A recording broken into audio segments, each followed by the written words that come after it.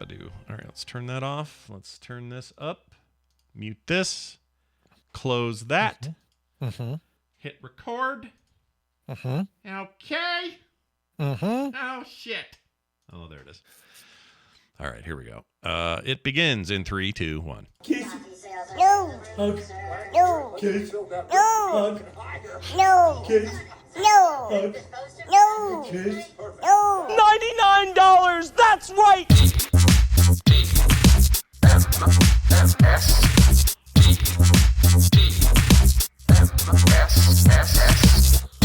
This is the Morning Stream with Scott Johnson and Brian Ibbott. Big ol' freaking dirt blanket.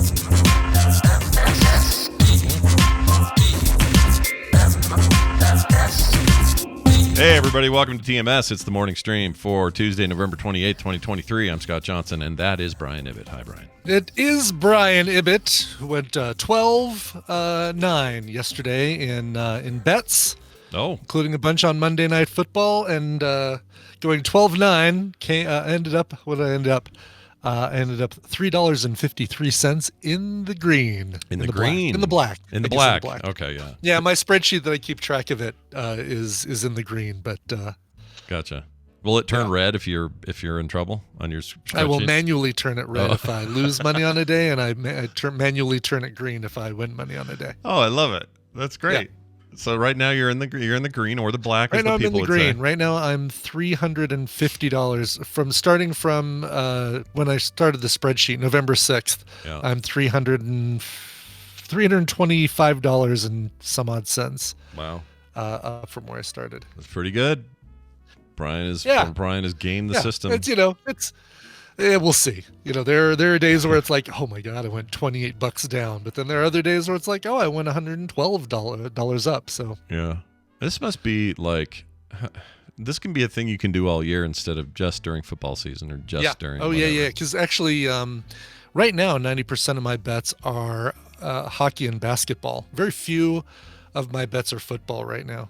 A few soccer. I imagine when baseball starts up again in April, it'll be some. That surprised me. I would have thought more football, just given the time of year. But. Yeah, I don't know. I don't know what the reason is for that, unless the sports books are just really good about setting lines for football, and there's little benefit on either side of each bet. Interesting. Well. Yeah. We'll keep checking in on this experiment as you continue to gain more and more cash. And one day, Brian will be the richest of us all. And that's right. Actually, maybe I should just say, you know what? This is enough to pay for the Cobra Max 2 and call it good. I'll just get the 3D printer with this, and we'll say the experiment of degenerate gambling is paid off, and I've got a printer to show for it. I love that feeling. Yeah. When you do just a little side something, and it's just enough to cover a thing. Oh, yeah. That is chef's kiss right there. Never bad. Yeah, I like that a lot. All right, we got a bunch of stuff today. We want to mention real quick just a quick rest in peace to Patrick Cohen, aka TJ. He is or Time Jumper. A lot of people know him as. He is a member of this community, also very heavily involved over there in the Diamond Club side of things. Passed away yesterday. Not entirely unexpected because he had just had brain surgery, but the doctors had sent him home and said things went well. It was a success. Yeah. You should be going good. It's still kind of sideswiping everybody. No one saw this coming. And he is one of the nicest human beings I've ever met in or outside of this community. He was so positive and such an amazing part of the overall fabric. And anybody who got to know him at all are just devastated by this news. It's freaking awful. It is. It really is. And I saw some pictures of him having a cigar with Missoula, and I'm thinking that might have been from one of the first TMS Vegases. I know he came to Nerdtaculars, came to events like that. He was a longtime Coverville supporter. Patreon and all that stuff, but just a kind of a really quiet force. But when you knew him, it was impossible to ignore him. And he was. There's the photos I've seen flooding, various channels and stuff have been like a lot of Nerdtacular shots. People all crowded in elevators, or outside of the smoke monster. According to Missoula, there is no smoke monster without him. He was, crucial in getting that whole thing set up. Anyway, it sucks. Why do nice people have to die early? I don't get it. I don't like it. Yeah. It's lame. All right? So all our feelings and thoughts toward his family and everybody who knew him. Freaking blows. For sure. Yep. All right. We got some thoughts from, Shane Shaved Maddox. Shane? Very familiar with Shaved Maddox, yes. We like Shane a lot. He likes sleeveless shirts, and he likes slowly rotating with his phone. He does. Taking panoramic shots of things.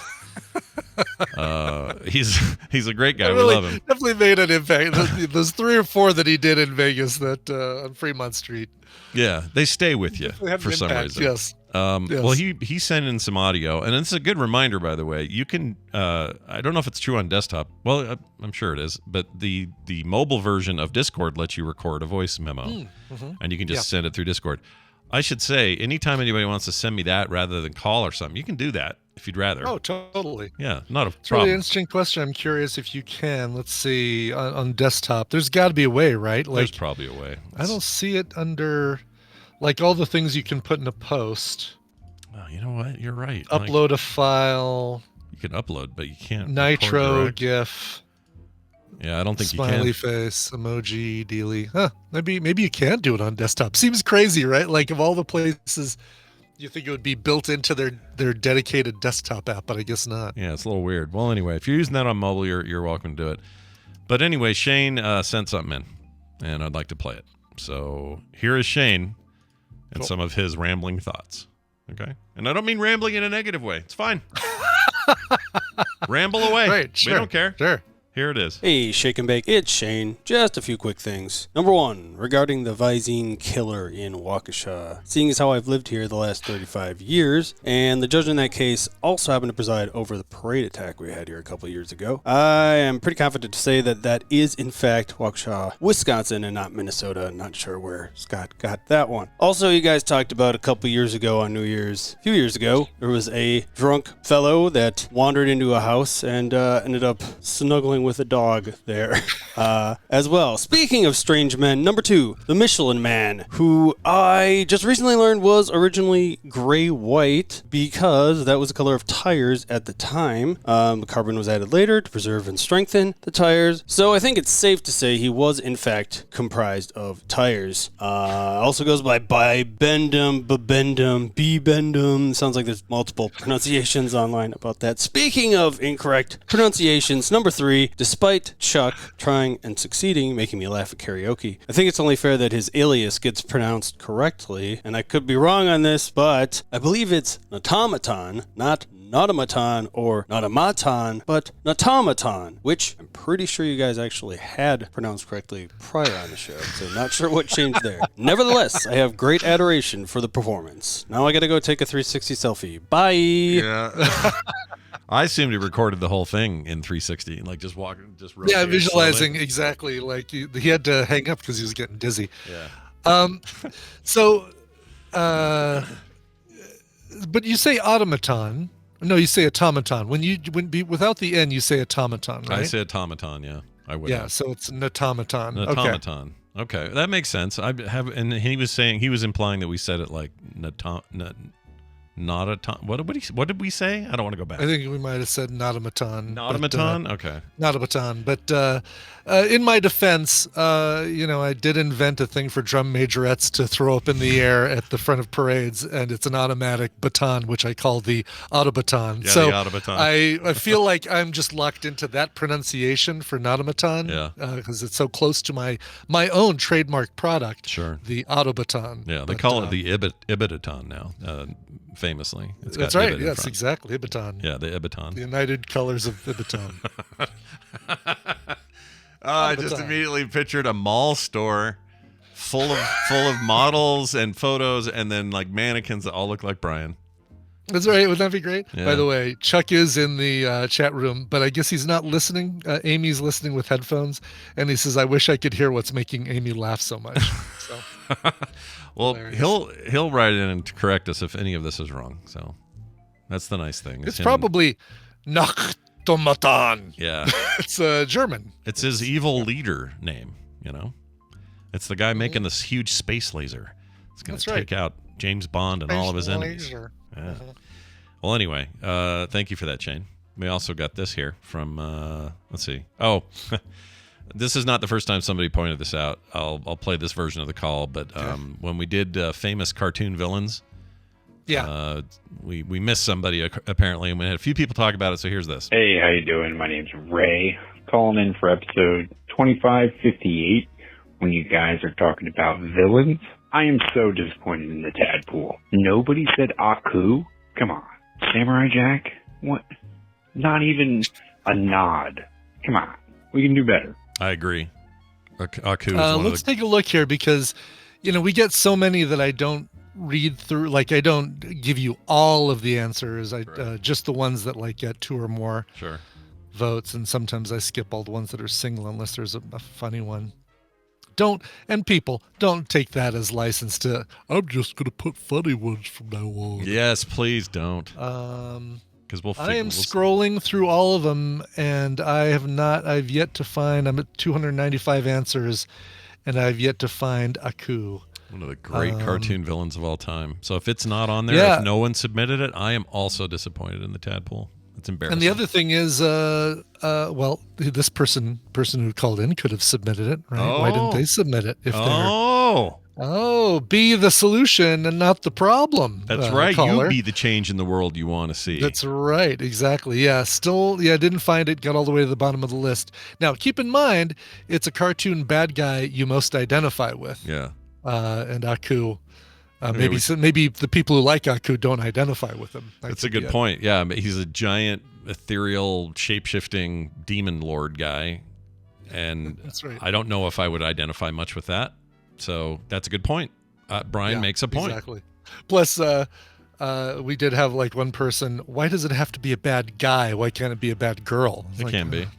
Because I wrote the question. I copied the question from the submitter as name a cartoon bad guy you most identify with, and bad guys can be girls. Why limit that? Why be sexist and limit bad guys to just dudes? Yeah, guy doesn't have to be. I think Billie Eilish said it best when she said, "Duh." Yeah, duh. Do do do do do do. In the song, "I'm the bad guy." Yeah. Duh. Duh. And she's a girl. Oh, yep. Boom. Girl confirmed. Boom. What was I going to say? Ursula is a great female villain from the Little Mermaid. Yeah, people did say Ursula. People did have, I didn't say, well, that's a lady. I'm taking that one out of the list. No, Ursula. Girls are usually bad guys. That's why they're girls. Let me pull up the list here again. It's wow. That's interesting. It's a perspective for sure. Ursula. There was a few. Poison Ivy came up quite a bit. Didn't make the top 10, but or did she? Lately, she's a very relatable character, so it's hard to call her a villain right now. Yeah, actually, she's kind of the voice of reason on Harley Quinn. Yeah, the cartoon. Yeah, they've made her more complex. She's no longer. It really did. Yes, exactly. Yeah. Katra. If anything, Catwoman should never be on that list either because Catwoman goes back and forth, and that's mostly just about sides. Bruce Wayne being horny. That's her whole job. Catwoman goes both ways, I think, is the bumper sticker. Oh yeah. I've moved Catwoman. I've moved Catwoman. Yeah. Well, there you go. There's that. And he's right. Aku is awesome. So let's move on to this one from Rogue Tess. Do you remember the last time we heard from Rogue Tess? She always has something important to say, something nice, something, Yeah. She's a ray of sunshine. We love her. Okay. And I'll let her, she'll explain it. Hey, Scotch and Bonnet. This is Teresa Rogue Tess, and I, in fact, paused TMS 2557 to call. And as reluctant as I am to do this, I must confess that Mad Max Fury Road is my parasite. Okay, chastise away. I can take it. Wow. Show the love, though. Oh, Bye. Man. What are we going to do about that? Maybe this is the deal. Maybe we finally found the opening here. Mm-hmm. We pick a weekend. She has to watch Fury Road. She watches Fury Road. You watch Parasite. I have to watch Parasite. Yeah. Paradise. Paradise. Parasite. So if I do that, Rogue Test, let's get together on this. We'll talk about it offline. We'll come up with a way to get you to see the most important movie of the last 20 years, and I will see Parasite. All right. So let's talk. We'll work it out. We'll make it a fun thing for the show. We'll get this done finally so that this meme can die. All right? I will see Parasite, and then everybody can shut up about it for the rest of the time. I'm kind of not looking forward to it now because there's no way it's going to be as good as all of this lead up. You know, it's like if you would have just watched it at the time, you would have said, "Oh, that was a really good movie." But it's like all of this build up and all of this time. I mean, it is a great movie. I really, really enjoy it, and I've only seen it once, and I need to do a second watching of it. But I don't think it's going to live up to how long it's been that we've been teasing it. So I almost feel like it needs to be that carrot at the end of the stick. What if there's a chance I could watch this and walk away going, man, that was amazing. Absolutely. You know, like it might blow me away. And if it does, that'd be the best possible outcome of this because I would have enjoyed it. For sure. I would have finally seen it. We can have the discussion. Parasite will no longer be discussed. I mean, it doesn't matter what I say online or anywhere. If I say, hey, saw a blank movie with Kim the other night, it was great. And then 50 of the replies are not Parasite, not Parasite. Yeah, not Parasite. Exactly. So it's really almost like it'll take a lot of that stress of having to delete those other posts and those replies and things like that. Yeah, exactly. And Shane has a good point. He says that's like saying MMFR. Or RF or FR rather will never be discussed. No, that probably isn't true. That'll probably come up. Exactly. That's just the rule here at the show. 2015 was a real demarcation. It was almost like, it's like BC AD kind of levels of exactly just like we have A MMFR and B MMFR. Yeah. There's like the before times and but when history really began. Also, why does it seem like everything after 2015 sucks? Really? Come on now. Not everything, obviously. Like, I have brand new humans in my life that I love so much I can barely stand it. Like you're talking about everything, not just like movies, but you're saying everything. Just the world, Just the world's the less cool. COVID times. Yeah, it's just not as good. We got weird politically after 2015. Crappy presidents. I'm not naming names. He's not naming which one. He might name I'm not saying one. anything about who I'm talking about. I could be talking about a very sleepy person who's currently in the White House. Yeah, he may be talking about the current guy. That. Current guy. That's all. For all I know, that's all Brian means. Did you see the new Christmas decorations in the White House? Not a fan.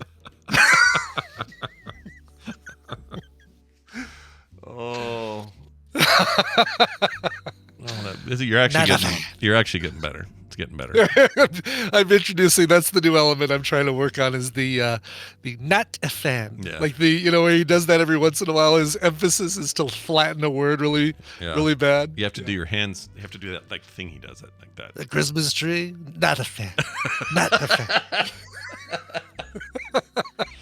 Yeah, we're a fan. New levels, everybody. New levels. Exactly. All right, what else we got? I got a Marvel Snap question because you play a lot of Marvel Snap. Oh, sure. I do play a lot of Marvel Snap. And I prompt like chat. if I were to take my iPad right here and swipe up, Face ID. Hi, Face. Oh, never mind. It was in notes. There we go. Well, never mind. I thought I left Snap up on screen, but apparently didn't. That's fine. So you play it a lot. I played a lot. I have it. Typically, I have it when I'm working here. I'll have it up on my screen, and if I'm waiting for a file to download or waiting for something, I'll play one quick little 3-minute game, and boom. So here's the scary bit. Of all the people I know, you are the most well-versed. And knowledgeable about the game, and also pretty good at it. You know what the decks are and all this stuff. Sure. So of all the people I could talk to about this, you are the one I would like to present some information to, and then I want you to react to it. Okay, I love it. Bring it on. ByteDance, is it? Is the no? It's Second Dinner. Is the right. But they're owned by or financed by, I think it's ByteDance or ByteDance, really? Whatever it is. Okay. Chinese conglomerate. They own TikTok. This is part of their new. Oh no! So they're selling all my information now. Oh no! Oh no! That isn't even the hard bit. So they they owned they own or essentially are the financial backbone of all things Snap, and by all measures, Snap is not the success anybody involved in the financial side wanted it to be. In fact, Second Dinner pushed so hard to make the game less free to play and less microtransacty and more fun and more full game. That was a big deal for Ben Brode and crew. Yeah. But that did not translate as well to bottom line. Still, I think still profitable, but not like their expectations, right? That's the current talk is. And I think that's actually to their benefit, because I think the game is a really good game. And part of the reason it's good is because it's not predatory. I feel like it isn't, right? It doesn't give you all these, like, I mean, you've got one screen where you can't buy a card. Well, I guess technically you can now. You can spend money and get a card you don't have. But typically, the way it was, you could only buy variants of cards that you already had, variants of characters. But now you can buy the space points to turn those space points into a card you don't have. Exactly. And they've been really good about that. Well, ByteDance, who owns them, has just announced, just like a day or two ago, that they are gutting their gaming division entirely. They're completely getting rid of it. Now, there's two things at play here. Either that means they'll sell this off to someone else and they'll pick it right back up, or that game may get shut down. That's the interesting. Really? Yeah, that's the talk, is that ByteDance is like, we're shutting down. They call it Newverse, I think, is the name of their gaming division, and that whole thing's getting gutted. Interesting. So, well, I haven't heard. How do you feel about all this? How's that sound to you? I mean, that seems bad, right? It would bum me out. I'd move on. I'd find something else I like. But really enjoy this game. I hope that doesn't happen. But if it does, it does. I'm not gonna change it, and I'm not gonna find something else to kind of hitch my wagon to and play. Sure. And that would, my guess is what it would mean for someone in that chat says, well, what about Ben Brode? Well, they would probably, they would move on too. They'd do something else. Yeah. Because they're a functioning studio. They're not owned by ByteDance. They are a independent studio contracted with ByteDance to make this game and also working with Disney for the Marvel license. All that stuff has to happen. Stuff. Yep. So they would probably be fine and move on to their next project and everything would be okay. But still, sucks ass. It does suck ass. Yeah, I'd have more time for the new Mario game. If that's the case, that'd be my new leave it on in the background, and then if I have a minute here, a minute there, I'll play a level. Yeah. But interesting. No, I hadn't heard any of that. And that's a bummer. I mean, God, you go on Twitch and it seems like there's so many people doing live streams of Marvel Snap. It's got a burgeoning community. There's nothing wrong with that, right? Like, they're just not making the money. The fact that they're not making it so you can say, I'm going to pay $50 and buy Galactus and win every game from now on. Yeah. I think it's just not like most Chinese developed games, a lot of 10-cent stuff, a lot of, who's the other one? NetEase, these other companies, their threshold for how much of that to put in their game is really high. So they're used to really nickel and diming everything you do. This comes along and it's just got more of a older sense of how a game should be, and I think it's clashing with what their goals were. But also they're gutting that whole gaming division, which tells me that they weren't finding any success with anything. So my guess is right, not just Marvel Snap, but so they'll just sell it off, Yeah, exactly. I'm sure. I mean, this happened with was Marvel Strike Force? There was one that went from I can't remember either of the companies, the first company that had it or the second company that had it. And that one kind of was always a little bit of a, microtransaction-y mess at times. Yeah. However, I'm so glad it's still around, because when I'm painting a mini that's based on a character, I can go into that character in Marvel Strike Force and spin it around virtually, like look at the characters. Oh, their art references. Their costume. That's great. Yeah.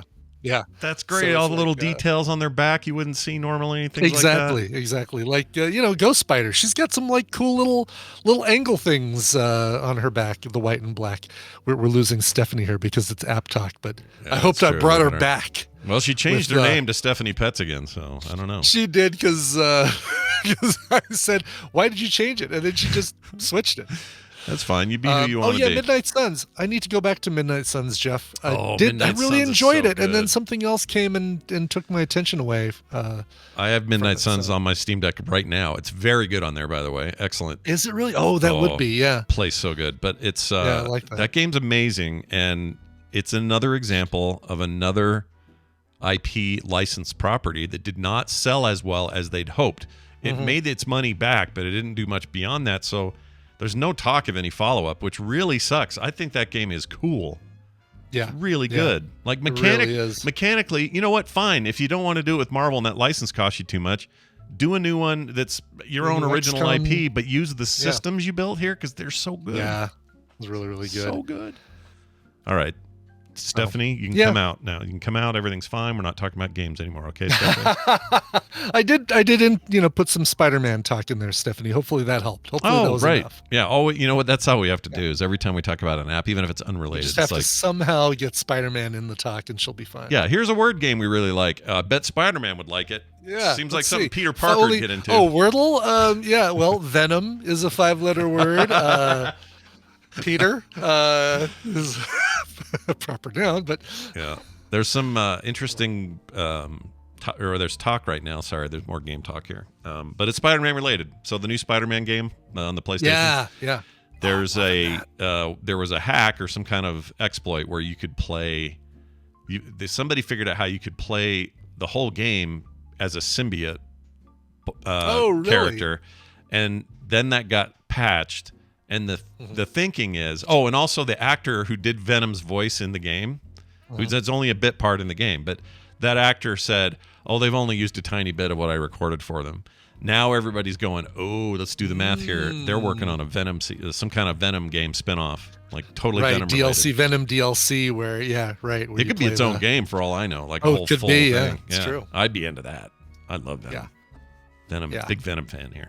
Even though I haven't what seen did you think any of the? I was going to say, what did you think of the Tom Hardy? Oh yeah, you're a big Venom fan and a big Tom Hardy. Yeah, I like fan. Tom Hardy. I like Venom. You Guess like what? comic characters? Haven't seen any of those Venom movies, and I guess that might. I wonder if that'll have to be a after we finish. What if? Oh yeah, let's do a couch party. Maybe we do the Venom movies. Yeah. That'd be great because I don't know any other circumstance where I will just sit down and watch those. You know, And it's not that I don't want to.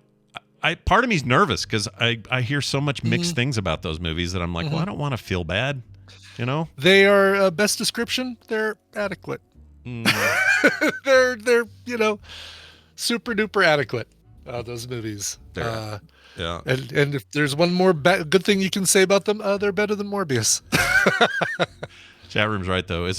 Chris says, isn't Venom sort of like a parasite? See, we're back to Parasite. This is great. Oh yeah. Well done. Venom is a parasite. That's true. Yeah, he is. Just a very a different symbiote. Is symbiote is more equal. Like I take it from you, you take it from me. That's what. That's the whole symbiote. It's the Italian symbiote. By That's the way. right. Oh, and I was yesterday years old when I found out. You just reminded me of it. Speaking of symbiotes. Yeah. The lady, what played Dax, not Dax.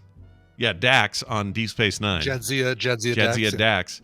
Can't think of her real name all of a sudden. Anyway, whatever her real name is. She's married to Spock's son. Right, yeah. Nimoy Jr. Right, yes. I can't think of his name either. Terry Farrell is her name. Terry Farrell married to and she's married Nimoy. to Adam Nimoy. Adam Nimoy, that's it. That's pretty cool. And I didn't know this. I hung out with her at a Tacona. She is friends with this. So, Trivia Championships in North America was in Vegas for a few years. They've changed it. It's now like kind of evolved into SporkleCon or a couple other things. But they did this game that was a mishmash of trivia and dodgeball called Nodgeball. Lord. It was knowledge ball. So KN Nodgeball, like knowledge ball? Yes, KN Knodgeball, exactly. All right. Yeah. And they tried to make it a thing, like it was their fetch, basically. I wonder if there's still a website for Nodgeball. But there was Nodgeball, Boulder, Colorado. So one of the people that developed it, there it is. You can see Nodgeball at Tacona 2014. I want to see this. Do you have a link? I have a link. I'll give you a link because this even includes Brad Rutter, Jeopardy champion Brad Rutter. Sweet. You can see how this is like ballroom at the Tropicana. Nice. I'm look somewhere at this. behind. I'm somewhere behind the camera, by the way. This is great. Oh, I wish you were out front here. That'd be great. Okay, here you go, chat. And it's trivia questions being asked, and it goes along with dodgeball. And I'd like you to notice, like, who's doing really well. It's the people who are playing trivia, but also look like jocks, beating the tar out of everybody else. It feels like they didn't account for that. Some of these guys are buff and ripped and fast. Yes, exactly. Yeah. That guy, Brandon Saunders, in the purple T-shirt, is another guy you see all the time on Jeopardy and Who Wants to Be a Millionaire and all these other trivia game shows. He is. He's a ninja. Look at him move. He is like. I swear he's gonna put a hole in the wall of Ballroom D. Let me ask you this question: what does it take to get a hotel to okay this? Like, this seems they're nuts. a little soft ball. I think you don't tell them what you're doing. But anyway, one of the guys who helped develop this is friends with Terry Farrell, and so not at this specific event, but at this trivia competition that I was at, she was hanging out at a table, and I talked with her for like about 15 minutes before I realized who she was. She is, I mean, you don't see her with the spots on her neck and that sort of thing. She's a very normal, attractive looking person. You're just like, oh, you're really pretty, but it's like, oh, you're also you were a symbiote on Deep Space Nine. Now I remember that. She always seemed very tall on the show. Is she tall in person or just kind of average? I don't know because we were both sitting. Oh, you're down. both sitting. That's a good point. She didn't seem short. Like, when I was sitting next to her, she she didn't seem shorter than me. Oh, she was on Quantum Leap too. Oh yeah, and then there was they worked on a pilot for a U.S. version of Red Dwarf. She was going to play Kat. Oh, really? Yeah. Oh, that would have been great. Can you imagine her as like, how am I looking? Yeah. I don't think that show would ever worked, but how am I looking now? I don't think that would have worked. Like a lot of conversions from like British stuff to American, they just don't work. The Office is an anomaly. They're not all The Office. No. The IT crowd thing they tried to do with Joel McHale sounds like it would have been rough. And it's nothing to do with Joel McHale. He's fine. It's just no, he's great. I think he's carrying. If Animal Control got renewed for a second season, it's because of a very good ensemble cast. But Joel McHale is the draw in that. Oh yeah, 100%. He's your guy. He's your guy that gets you in the door and buys that's why you're buying tickets. It's Joel McHale, damn it. Yeah, season 2, episode 1, set to premiere March 6th. So nice, very nice. I got a question though about these people throwing balls at each other real quick. Yes, sure. Since you were witnessing this, why are they hitting each other repeatedly like this? Doesn't seem like dodgeball rules. Something's going on there. They're asking trivia questions. So the guy in the back center is a guy named Paul Bailey. he's the guy from Boulder. Yeah. He's asking trivia questions, and in order to throw, you've got to answer the trivia questions. I can't remember the whole, like, is it every question, or you get a question right, you get to pick up 5 balls and throw them or something? Okay. I can't remember. It just seems like chaos when they start throwing. It is total chaos. And I can't tell from the audio, I've got the audio off, can't tell how quickly they're having to answer those questions and who's saying correct, right, wrong. Yeah. Don't drop that ball. You can't throw that ball. And in the rules, because one guy got hit 5 times, didn't catch him, and he's still there. He's still playing. So playing. I don't know I don't know how you determine a winner or a loser. It's really weird. I think maybe it's like how many questions. This is probably it, and I'm gonna say it's like it's been 9 years since I watched this thing. I think somebody's keeping score, and the object of the balls being thrown is not to get points, but to distract you from answering the questions correctly. So it's like if I keep hucking balls at this person and I'm answering questions correctly, but they're trying to dodge or trying to avoid the balls, then they're going to miss some trivia questions. Got it. Maybe. Got it. Yeah. That's interesting. That's too bad you're not out there in the scrum, No, it's not too bad. I saw that and I said, there's a game that's not for me. Yeah, not into it, huh?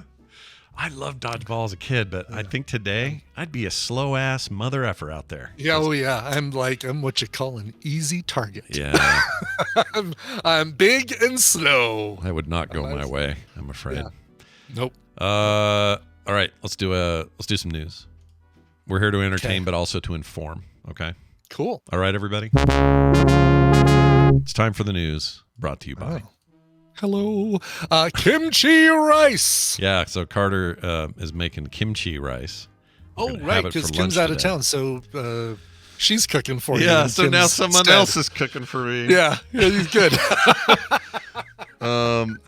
Yeah, no, I'm doing all right. There was enough stuff in the fridge for leftovers from Thanksgiving and all this other stuff, so I've been doing fine. But as of about today, I'm running a little shy on things. So last night, did some grocery shopping, got some new stuff. Wow. And tonight she's making kimchi rice, and I'm very excited about it.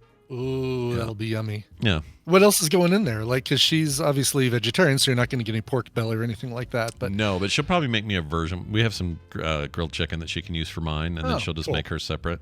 That's what we do around here anyway. Whenever Kim makes a batch of jambalaya, there's two pots. One is large and full of meats, and the little one is none for her.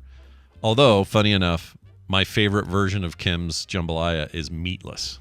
Oh, really? Yeah. Oh my gosh, I love it so without much. Without the andouille sausage and the chicken. I mean, don't get me wrong, I love that stuff. Like I want a bowl of that. Like right now, as you're saying it. but it's given so the good. choice, you'd take the meatless version. I think I would. I think it's because she then overloads it with the veggies, and then the way that stuff cooks and creates kind of a. It's almost like, you know what else I'll use it for? This is maybe a little weird, but when she'll make a batch, the next day I'll get a cold bowl of it. Not heat it up, just a cold bowl, and eat that with like tortilla chips. It's the best salsa you'll ever have.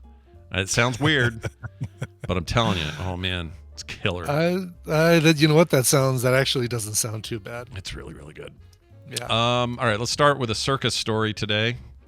There you go. Those are important, top hat. Theme music. Yeah, that's the theme music of all circuses ever. That's all circuses, that music. Yeah, I assume Barnum and Bailey, all those guys. That's just how they did it. Oh, yeah, for sure. Well, this circus is selling jars of lion poop to make ends meet because, circuses ain't what they used to be when it comes to profit. At least to make the lions ends meet. Oh, yeah, that's a good point. In Munich, Germany, so it's not even here, guys. Don't start thinking Florida Man immediately. This is in Germany. The Circus Krone, that's what it's called. The Circus Krone. Yeah. Welcome to Circus Krone. It might be Krone. I don't know. Might be. Krone. How would you say that, German listeners? We don't know. Yeah. Anyway, closed due to the pandemic, so that was already a rough time. Trying out a new revenue stream. They're selling jars of lion poop for use in gardens to fertilize or otherwise deter animals from nibbling, according to the UPI. Quote, the circus erected a large sculpture dubbed Mr. Pooh outside the business to celebrate the new venture. That name again is Mr. Pooh. Oh, this video. Oh, my gosh. Oh, they're unveiling the giant poop statue. Yeah, I'll show this a little bit to the chat. Yeah. Here we go. This guy, oh, my gosh. The fact that this lion is not biting this guy's head off is I know, right? This lion is putting up with so much. Like, this guy's giving Bieber hair to this lion, and the lion's not eating his face off. They kind of went lame on the statue. It's just a poo emoji. Yeah, it's just the poo. It's the pudding emoji, basically. Yeah, lame. And why does it have a little square in the mouth? Is something going to come out of that mouth? Oh my gosh, dude. That's where you put your hand in to get your poo. You put your pudding, like you just basically have pudding come out of that mouth constantly. Gross. Soft serve. Yeah, look at that little. I don't like that. That's like a little dispenser for something. Yeah, not a something's fan. coming out of that. Yeah, exactly. Oh, that or line. It's the worst glory hole ever. Oh, the worst kind. Can you imagine? Also, I want that lion. I just want to cuddle with a lion. I know, so sweet. Yeah. Name it. Every time I see a lion in a like I don't know, nature documentary, I'm always, it's like, wow, look at the way it tackled that wildebeest and took it down and did all the things it did. But it doesn't matter. I still want to just get up in there and just hug it and sleep on it, even though it would eat me. But I would love it. All right, Brian, we got something from Steven Schleicher. He sent in this story. Oh, he did. Yes, send this to both of us. Yeah. I'm so glad we're talking about this. Yeah, a couple of days have gone by, so we haven't addressed it. So this is important. Daryl Hall filed a restraining order against John Oates of Hall & Oates fame. It's Hall v. Oates. Hall v. Oates, in order to stop him, this is according to the complaint, to stop him from selling share in their businesses that they both co-own and benefit from. Sort of. Sort of. Hall Oates is fully owned by John Oates now. Oh, it is? Okay. But it was Hall's Mentholyptus is owned entirely by Hall. It all had to do with which songs they wrote and owned in their library. Okay. And Daryl Hall sold a bunch of his songs to some group, and then John wanted to do the same thing, but it's to their management company, which is this Hall Oates Enterprises. Oh, gotcha. Okay. Well, here's how the story goes. Days after Daryl Hall was granted a temporary restraining order against John Oates, new details have come to light of the reasons behind the bandmates' legal drama. Hall, age 77, filed suit against Oates, age 75. It's important to put their ages in, I guess. I don't know why. I guess so. Just to remind us how old we are compared to when we used to listen to Hall & Oates. That's right. It's a bitch, girl, but you've gone too far.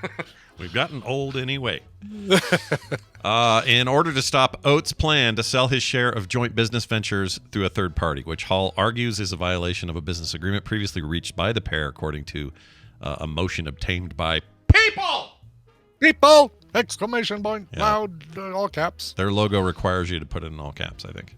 Yes. The Rich Girl Singers entered into... Oh, it's great. You brought that up. That's what they're called here, the Rich Girl Singers. Entered into an agreement on October 2021 over the Hall Oates Enterprises LLP WOE. It's a limited liability partnership owned and controlled by the musicians per the motion. Hall initiated an arbitration process against Oates. To prevent his bandmate from transferring 100% of his right, title, and interest in Hall Oates to a third-party buyer called Primary Wave Music without Hall's consent. So the bottom line here is no good pairing goes unpunished eventually. Even Hall and Oates can't get along eventually, right? I know, and that's one you thought was for the ages, the friendship of Hall and Oates, but apparently it's not. It's gotten so bad, apparently, when they tour, they stay in separate hotels, not just separate hotel rooms in the same hotel, but separate hotels because they don't want to accidentally bump into each other.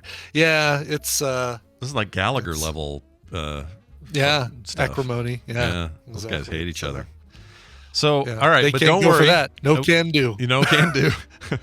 Don't worry, everybody, though, because this will never happen to Brian and Scott and your TMS host, because we'll never be worth enough to have this problem. Exactly. We'll be like, hey, I'm thinking about selling the first 2 years of episodes of TMS to some buyer. Like, great. Yeah, cool. go ahead. Go ahead. Yep, just whatever you can get. $20, cool. Give me 10. Cool. Yeah. Give me 10. Fine. Yeah, Good. it'll all work out. Yeah. Well, good luck to them, and thank you, Stephen, for pointing that out. Mm-hmm. Disneyland park guest got arrested. I saw this showed up on a bunch of social stuff before I heard about the arrest, but there was pictures of this guy that preceded the story. But anyway, Disney park guest arrested after stripping clothes off on It's a Small World. I mean, if you're gonna do it, of all the places, let's actually answer this question, Brian. Where's the best place for you to streak at Disneyland? Let's say you need a ride where you can take your clothes off during the ride. Yeah. So your choice is really, you're not going to do it during Big Thunder Mountain Railroad or Space Mountain or Indiana Jones. It's got to be a slow ride. Yeah, right. Slow it's ride. got to be an indoor dark ride. Mm-hmm. So basically, your choices then get narrowed down to Haunted Mansion, Pirates of the Caribbean. It's a Small World. Yeah. It's a Small World is the slowest of the three. Pirates has a couple drops. Yeah. You don't want to do that. No. It's also And then Haunted Mansion, you've got that bar, that thing to contend with, to climb over. Whereas there's nothing, and it's a small world. It is an open boat. There is no bar that comes down over your lap. And the good news there is, if you're doing this for exposure, your exposure level on that ride is multifaceted, because it's slow and people have to see you. They can't get away from you quickly. You're just in this slow boat. Those boats are full of old people and kids, so you're maximizing the shock impact, right? It's like, oh my gosh, won't someone think of the children? And the old people are like, I can't believe the generation today. Like, you hit all the hot points for the old people and the young people. It's perfect. You know what? This guy did exactly what you should do if you're going to do this. You know, if you're going to do it. Oh man, this guy, I swear to God, I'm paused on him walking by. He looks like Oates. Oh my, holy shit. No one is it? If you look at that video on the deadline. Let's take a look here. Is there a video? Where is it? I don't see it. Oh, it's on that page. Is it the Twitter link? That video? I think that's it. Oh yeah, there he is. Yeah, the Twitter link, or the X link. He looks like Oates. Like Oates. Yeah. Let's play that again. I can't tell if he has the mustache, but that's what Oates would do, is shave his mustache to do this. But he's got the Oates fro and the glasses and drugs. It looks like to me, the way he's walking. Yeah. So it happened on Saturday or Sunday, right? Rather. This was very busy. Thanksgiving holiday weekend. I've been there on Thanksgiving holiday weekend, and that place is a nightmare during Thanksgiving. Yeah. I'll never go then again. Ever again will I do that. It was horrid. No. 2006. Never forget.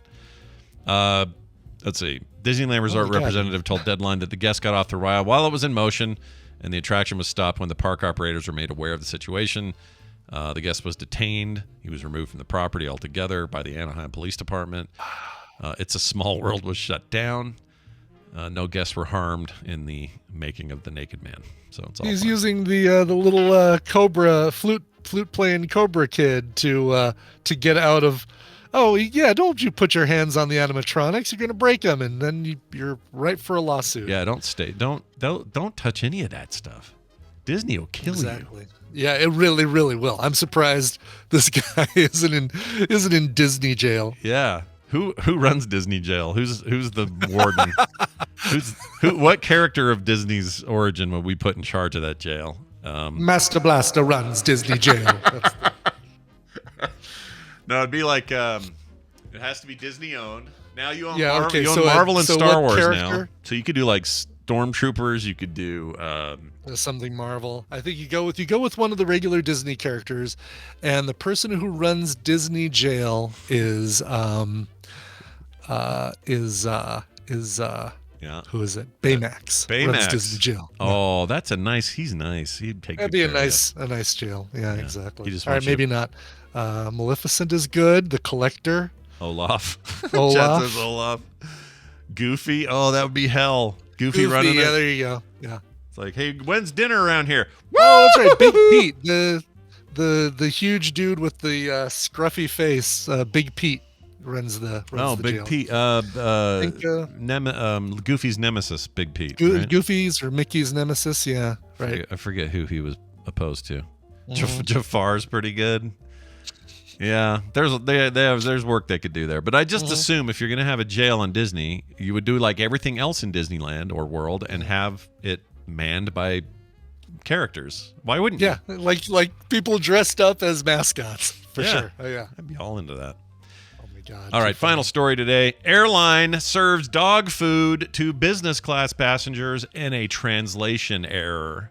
Oh no! This so much material for stand-up comics. I know, right? More than they'll ever need.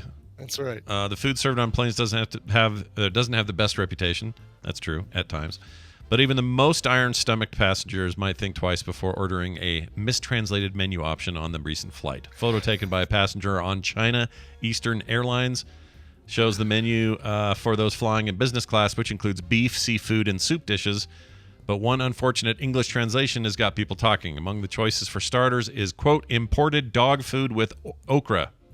If you already didn't like okra, I don't think it's going to help to have dog food. So it's really the translation. They're not really serving dog food. It's the fact that the menu says imported dog food. Dog food was mistranslated, and nobody exactly. caught it, basically. Nobody back at the kitchen place where they prepare all this stuff at the airport went, well, it says dog food, so. Exactly. Well, that's what I was thinking is like, they said, what's in this container? I don't know. Let's serve it. Yeah, they don't do that. This story, the headline wants you to think there's more going on than there is, but. Yeah. Yeah, I wouldn't eat. Okay. Confession time. Oh, all right. Okay. I have eaten dog food before. All right. Really? Okay. Here's the context. What kind? Was it kibble or was it? It was kibble. Wet, totally kibble. Wet food. Okay. And it was kibble from. Ooh, the idea of wet food makes me gag. Oh, I don't know why. Wet dog food so much worse than kibble. I feel like if I had to do it, I think I'd pick wet over kibble. That is the correct thing to believe and say. You're not wrong. I don't know why that's opposite for me. Yeah. Isn't that weird? Because it should be. It's more like human food. The wet stuff, I could heat it up, put it on a cracker. There's options.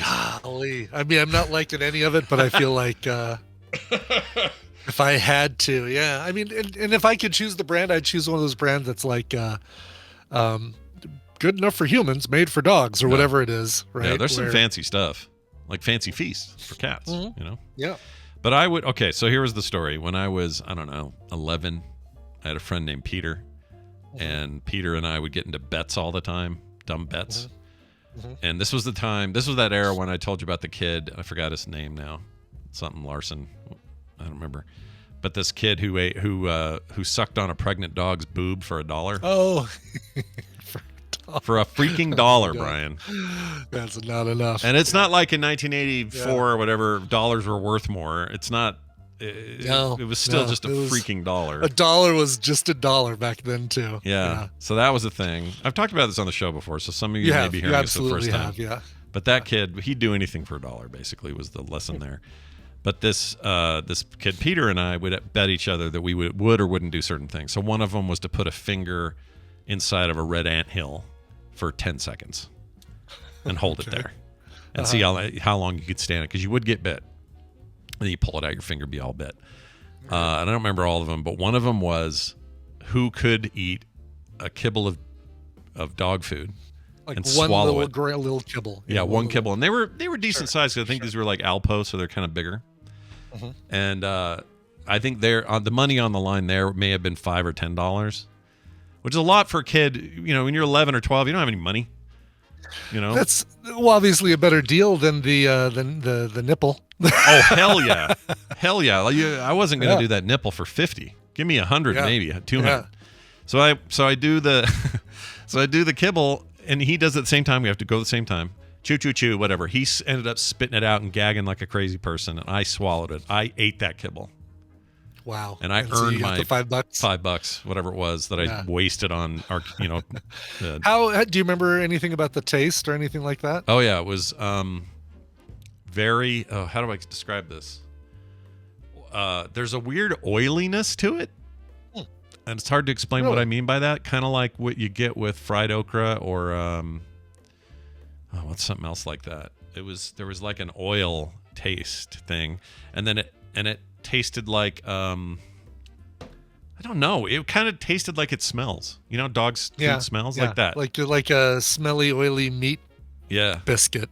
And I never did it again. We never revisited that bet, but I still have regrets about it. Ain't nobody should be doing that. Yeah, no. Whatever. We had no money. Not for $10. Where was I going to get quarters for Pac-Man or whatever I was playing then? If it wasn't for that kibble. Yeah. Dubious Rascal. There's a high score that never would have been that never would have made it to the top of the Pac-Man. Dubious Rascal says now Scott has a shiny coat. Yeah, that's why the longevity of my hair is all due to that single kibble I ate. Exactly. Yeah. See, I never ate kibble. Yep. No hair. Yep. You do the math. You explain that. You can't. Science can't explain that. That's right. I can't explain this though. We're going to take a break. When we come back from this break, Bill will be with us. We're going to do a little bit of Bill Duran time, and that'll be fun. Find out what he's making these days, and maybe inspire you at home makers to make something cool yourselves. Before that, though, We got. Okay. Oh. Before that, we got a song prepared by Mr. Getting a New Print Head, We'll Brian. see. Yeah. Yeah. Let's go to a guy named Max Dowd. This guy is incredible. Singer-songwriter from Rochester, New York, and he's been playing live music venues all over his hometown since he was 13. This is like a great little power pop rocker. Now, let me tell you what's going to blow your mind once you hear this. This dude's only 18 and he's already cranking out stuff like this. Wow. Absolutely incredible. Max Dowd, the brand new single just released last week called Willing to Lose. Here is Max Dowd. Can you believe it? Reversey! That's right! All these features in Reversey, all for just... How much did you guess? For social order, we need tighter reins.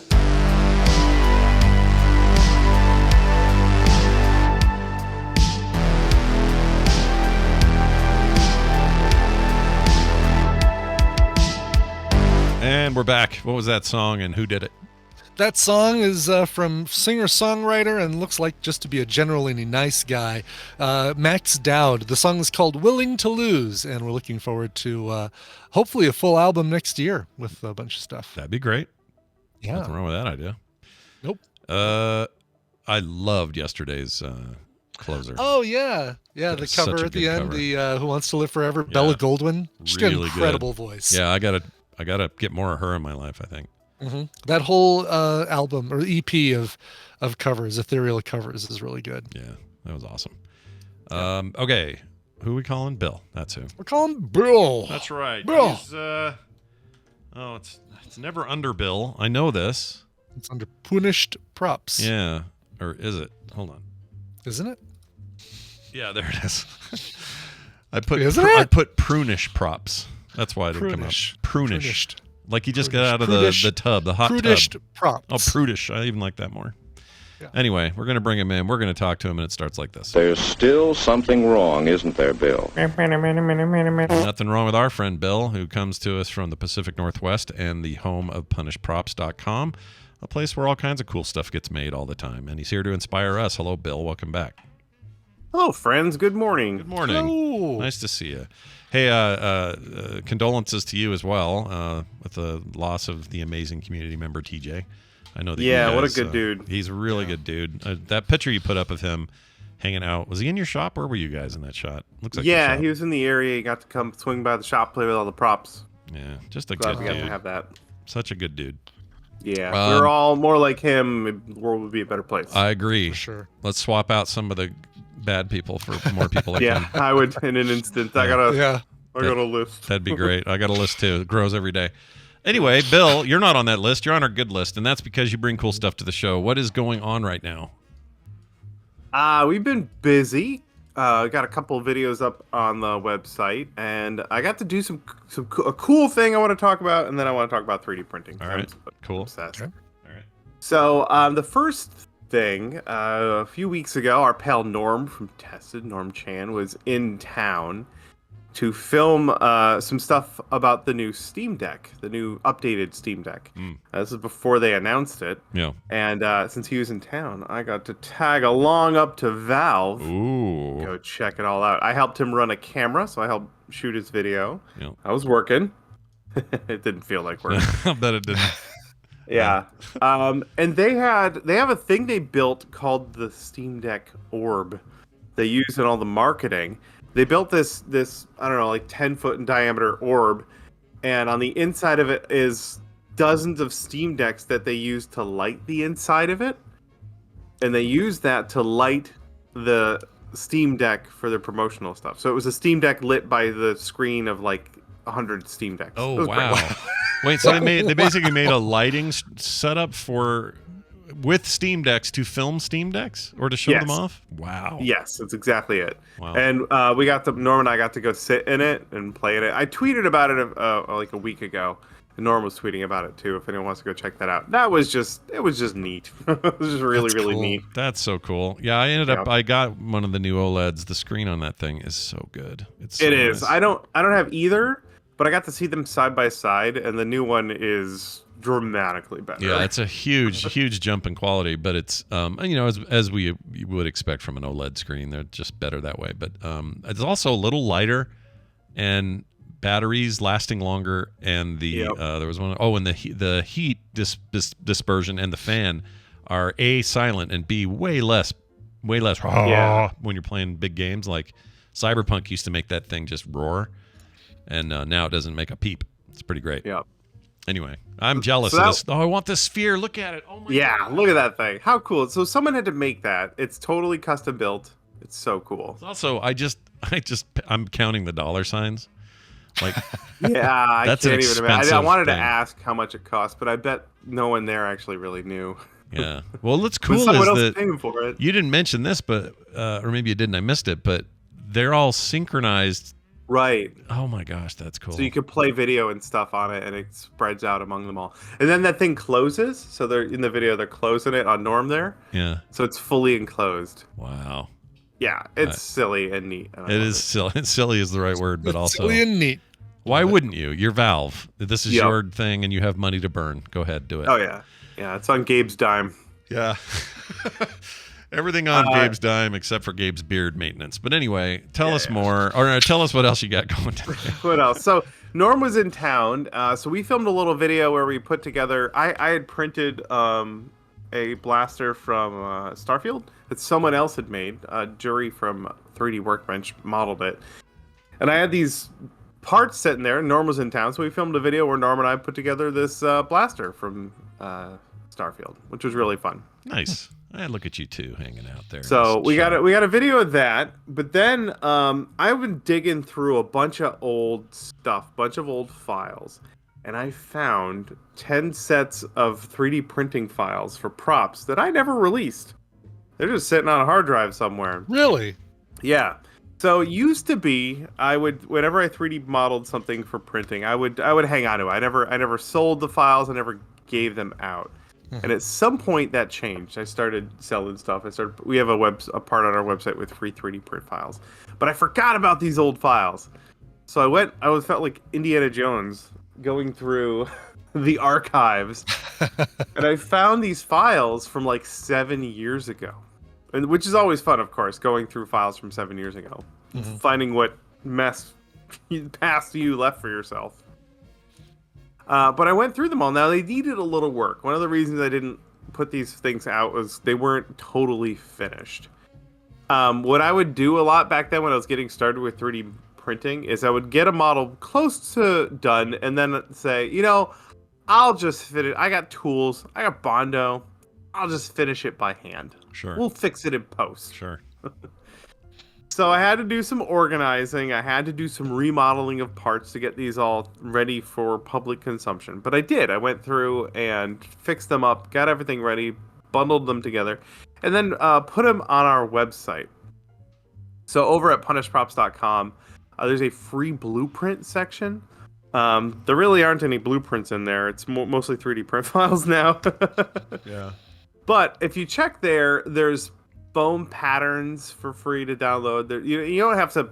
They're just links to download. You don't have to sign up for anything. You just go download them from there. Oh, there you go. I added these 10 files. Looking at them now. So some of these are PDFs. Some of these are. You got tutorial videos tied to some of them. So that's a generous list. Holy shit. There's a ton of stuff there. There's dozens of files. So if you're looking for a foam pattern, you're looking for an idea for a project to work on, go over to punishprops.com, hit the free blueprint files. You'll see just a ton of ideas and stuff to help you. Yeah, interesting. Now these new files, it's not nothing. It's good stuff. So the Boolean Gemini, which is a rifle from Destiny that I made. Yeah. In fact, I brought that to Nerdtacular one year. And then promptly left it in the car at the zoo. Oh no! Where it was like 100 degrees out, and the whole thing melted. No! Yeah. Oh no! Just from the. Oh my god! What zoo? What back home zoo? Where'd you go? What zoo? The Hobble Zoo. Hobble Zoo. Oh shit! And it was summer. Oh no! I love that zoo. That's a good zoo. Yeah, we have a good zoo. I like our zoo too. But the bird. If you go to the Hobble Zoo, by the way, go watch the bird. Show that they put on. It's really good. Yeah, the amphitheater thing. Space. Yeah, it's awesome. They have some of the best I can't remember where I saw this somewhere, but they were some of the best bird trainer people and birds they had, and they get stuff on loan all the time too. It's a really, people don't think of the Salt Lake Zoo as like a big deal, but Hogel's pretty good. We like it. It's good. Yeah. So anyway, that's a huge rifle. It's free. Go download it, put it together. I got Ray's blaster from Star Wars in there. Another iconic one. Yeah. The pistol from Oblivion that Tom Cruise had. I've still never seen Oblivion. I should watch Oblivion, shouldn't I? After it's been a while. Yeah. Yeah. It's all right. Wait for us to watch it on Film Sack. Okay. You think that seems like a Film Sack film, doesn't it? Yeah. Yeah. All right.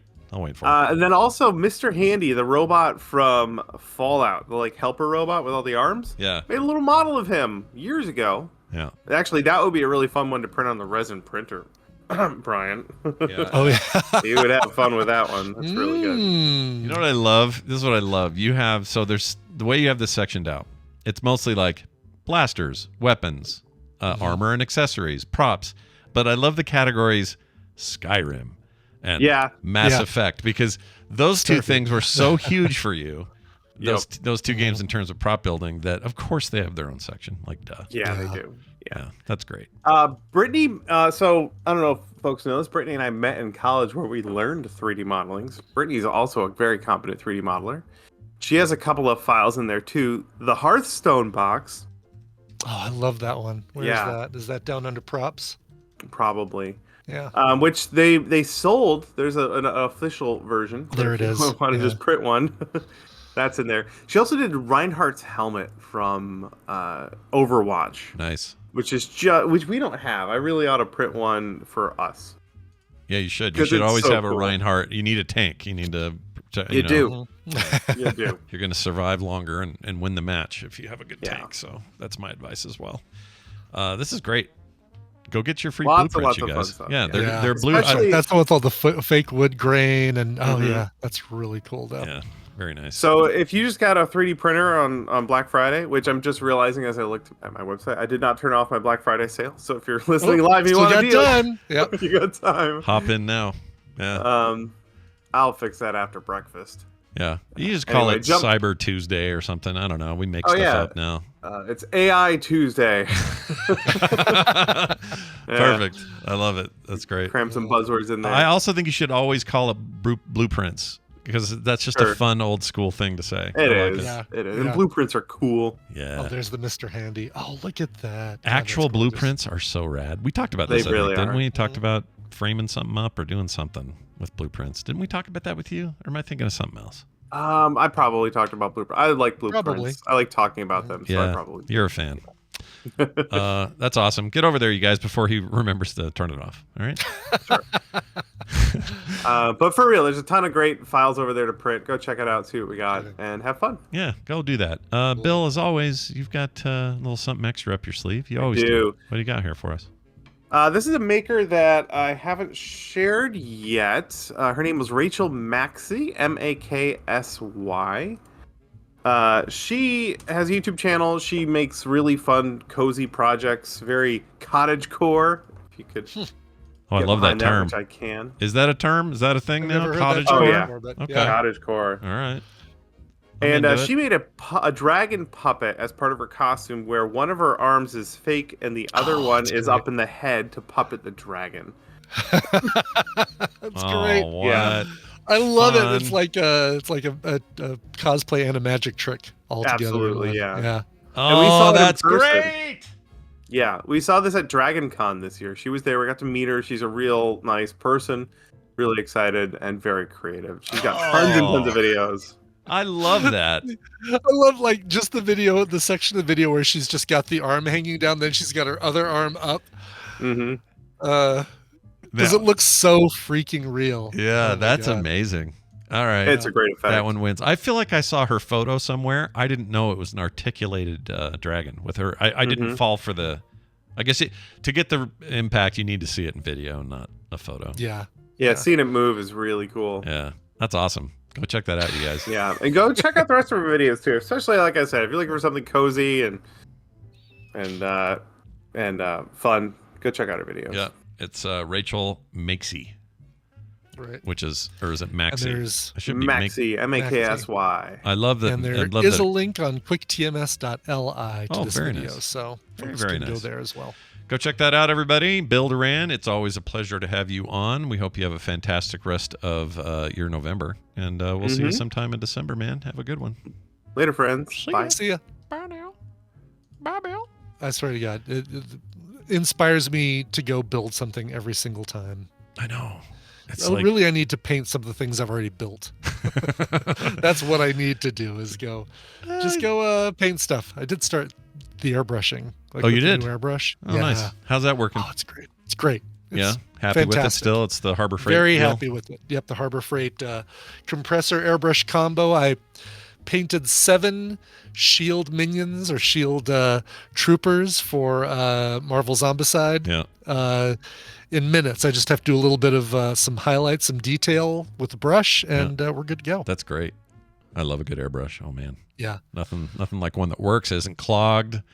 Nothing like it. And I love the sound of a little compressor going over there. Very, very easy to clean. And that compressor, the old compressor I had, there wasn't a tank on it. So basically when the compressor ran, you got little air, like bursts of air. Right. So this one is like smaller, a lot quieter, and works just the way it needs. That's great. What'd you pay for the combo? I forget. It was cheap. $100. See? At Harbor Freight.